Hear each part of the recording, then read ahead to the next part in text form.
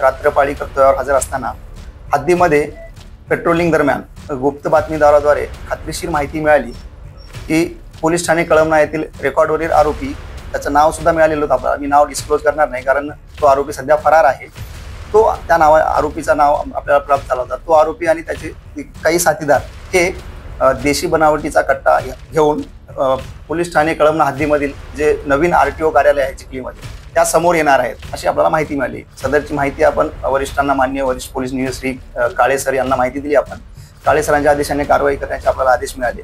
तात्काळ आपण 2 पंचांना बोलावून स्टेशन डायरी क्रमांक 7/2025 अन्वये नोंद करून आपण घटनास्थळी गेलो आणि गेल्यानंतर आपण RTOच्या बाजूला, RTO जे ऑफिस आहे त्याच्या बाजूला अंधारामध्ये आपण सापळा कारवाई रचलेली आहे। त्या दरम्यान आपल्याला काही वेळानंतरच सापळा रचल्यानंतर काही वेळानंतर एक ज्युपिटर मोपेड गाडीवर 3 इसम आपल्याला त्या ठिकाणी RTO कार्यालयासमोर आलेले दिसले आणि ते संशयास्पद स्थितीमध्ये थांबलेले होते। आपण सापळा रचून थांबलेलो होतो, त्या दरम्यान आम्हाला खात्री झाली की हे ते 3 इसम असावे आणि आम्ही त्यांच्याकडे कूच केली त्यांना पकडण्यासाठी स्टाफसह।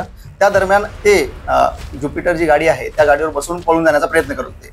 आम्ही सर्व स्टाफच्या मदतीनं घेराव घातला त्यांना आणि गाडी पकडण्याचा प्रयत्न केला। त्या दरम्यान जो पाठीमागे बसलेला होता तो इसम पळून गेला आणि आपण 2 इसमांना पकडलेला आहे, 2 आरोपींना ताब्यात घेतलं त्यावेळेस आणि आरोपीची आपण अंगझडती घेतली। त्या दरम्यान आरोपी जो आहे सोनू उर्फ सागर सतीश त्रिवेदी याच्या पॅन्टच्या पॉकेटमध्ये आपल्याला एक देशी बनावटीचे कट्टा आणि 2 जिवंत कारतूस मिळून आले आपण आणि त्याबद्दल आपण त्यांच्याकडे विचारपूस सुरू आहे आणि आपण 325 भारतीय हत्यार कायदा सहकलम 135 महाराष्ट्र पोलीस कायदा अन्वये पोलीस ठाणे कळमना येथे गुन्हा रजिस्टर केलेला आहे आणि तपास सुरू आहे।